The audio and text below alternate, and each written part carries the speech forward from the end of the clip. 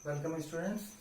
आज हम maths class 6 का सीरीज शुरू करने जा रहे हैं, जिसका कि पहला चैप्टर है नोइंग आवर नंबर्स। तो नंबर्स बेसिकली क्या होते हैं? नंबर्स होते हैं 0, 1, 2, 3, 4, 5, 6, 7, 8, 9, ये सारे नंबर्स होते हैं। तो आगे इस चैप्टर में पढ़ते हैं इंडियन सिस्टम ऑफ न्यूमरेशन क्या होता है।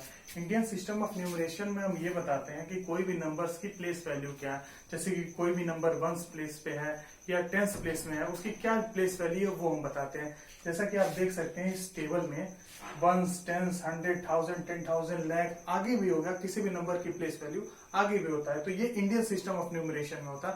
आगे हम इंटरनेशनल सिस्टम ऑफ न्यूमरेशन भी देखेंगे। तो सबसे पहले हम एक एग्जांपल से समझते हैं। सपोज दैट कोई नंबर है 2, 3, 4, 6, ये कोई नंबर है। तो इसमें हम सबकी प्लेस वैल्यू देखते हैं, प्लेस वैल्यू है क्या। जैसे कि ये नंबर 6 है, नंबर 6 की प्लेस वैल्यू क्या है? ये नंबर 1 प्लेस पे है, 1 प्लेस पे है। ये अगला नंबर कौन से प्लेस पे होगा? 10 प्लेस पे। ये वाला नंबर किस प्लेस पे होगा? 100 प्लेस पे।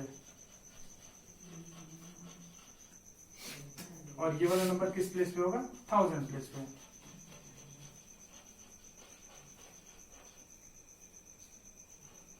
थाउजेंड प्लेस पे होगा। तो हम आगे अब देखते हैं। तो ऐसे ही जितने भी क्वेश्चन है इस टॉपिक पे, मतलब जितने भी इस पे क्वेश्चन आएंगे वो काफी आसान होंगे। इसको आप इन सभी क्वेश्चन को आप ऐसे ही कर सकते हैं। जैसे कि हम एक और क्वेश्चन देख लेते हैं, एक और क्वेश्चन हम अभी देख लेते हैं।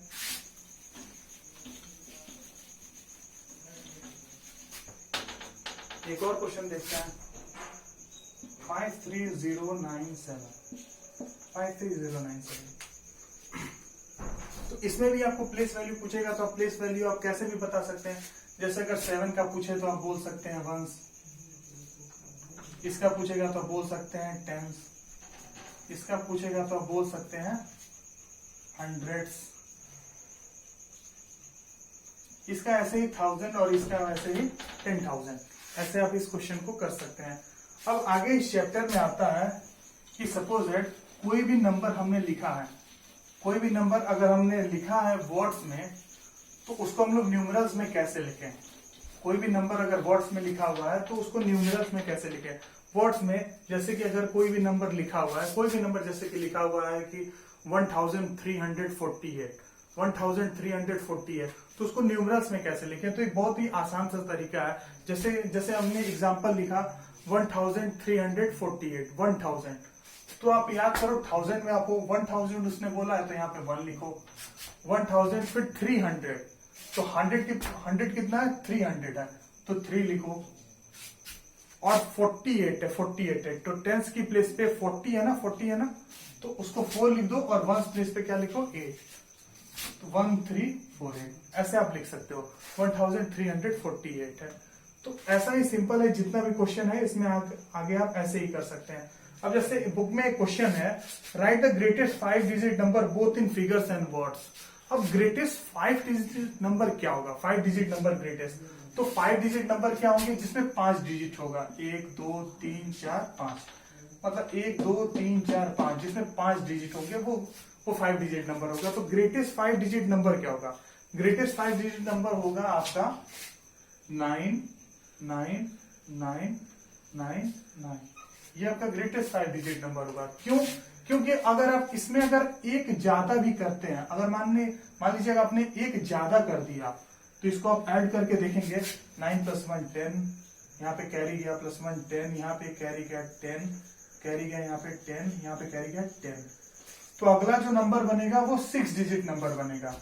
तो इस वजह से जो ग्रेटेस्ट 5 डिजिट नंबर होता है वो होगा 99999। तो इसको वर्ड्स में अगर लिखना रहेगा तो कैसे हम लिखेंगे? इसको वर्ड्स में लिखने का बहुत ही आसान तरीका, इसको वर्ड्स में लिखेंगे 99,999 वर्ड्स में हो गया। यहाँ पे आप सीधे आप यहाँ पे आप मार्किंग भी कर सकते हैं। जैसे ये 1 प्लेस पे है, ऐसे लिख दे, ये 10 प्लेस पे, ये 100 प्लेस पे, ये 1000 प्लेस पे और ये 10,000 प्लेस पे। तो 10,000, इसलिए 99,999, सिंपल सा तरीका हुआ है। अब इसी जो इंडियन सिस्टम ऑफ न्यूमरेशन में आगे लैक्स का भी जिक्र आता है कि लैक्स में अगर कोई नंबर अगर लैक्स में दिया होता है तो लैक्स वाले नंबर को भी हम ऐसे ही सॉल्व करते हैं। जैसे एक एग्जांपल ले लेते हैं। अच्छा, एक चीज और, जो लैक होता है ना, इसको हम एक और तरीके से लिख सकते हैं, LAC। दिक्कत नहीं है, आप LATH भी लिखे, LAC भी लिखे, कोई दिक्कत नहीं है। तो जैसे कि हम एक नंबर इसका ले लेते हैं, लैक वाला नंबर लेते हैं, 1 मिनट, 346283। आसानी से मार्किंग का आप इसको पढ़ सकते हैं। वर्ड्स में अगर इसको बोलना रहेगा तो आप बोल सकते हैं 3,46,283। प्लेस वैल्यू अगर निकालना हो तो प्लेस वैल्यू इसका निकल जाएगा, वंस, टेंस, हंड्रेड्स, ऐसे ही आगे जितना भी है वो निकल जाएगा।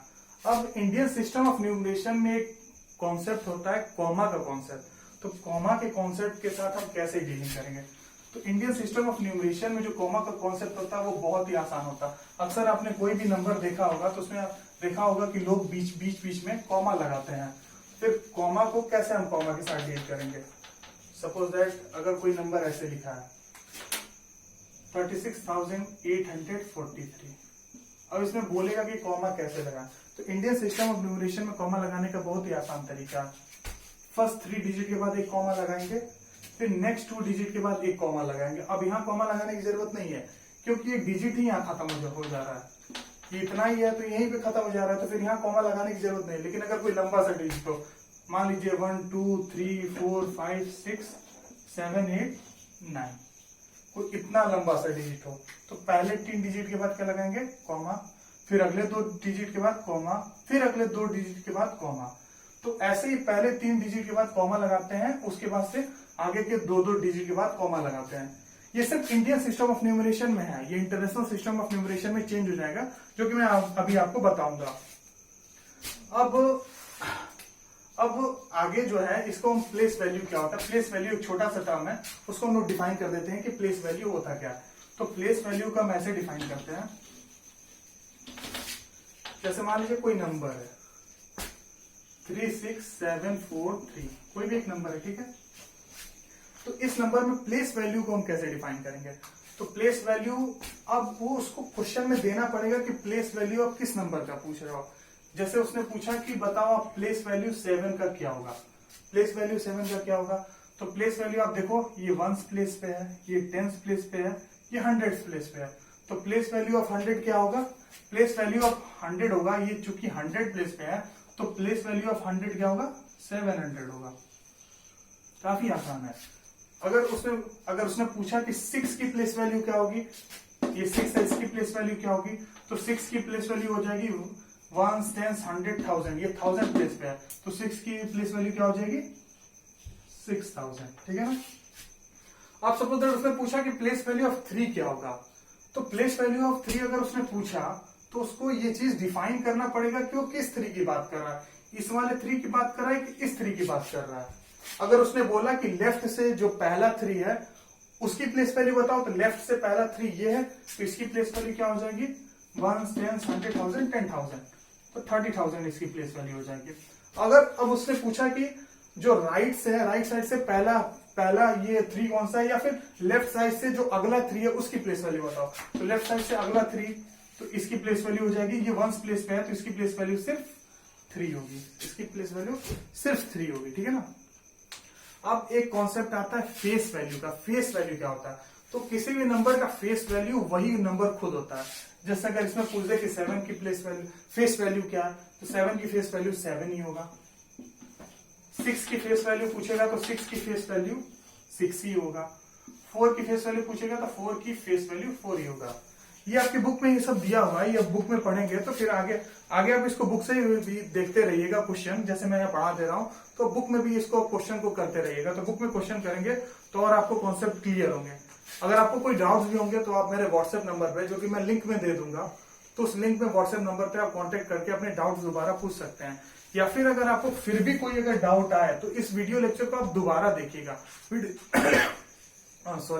वीडियो लेक्चर को दोबारा देखने से आप इसको कॉन्सेप्ट क्लियर हो जाएंगे। तो फिर आज के लिए बस इतना ही। Okay, thank you.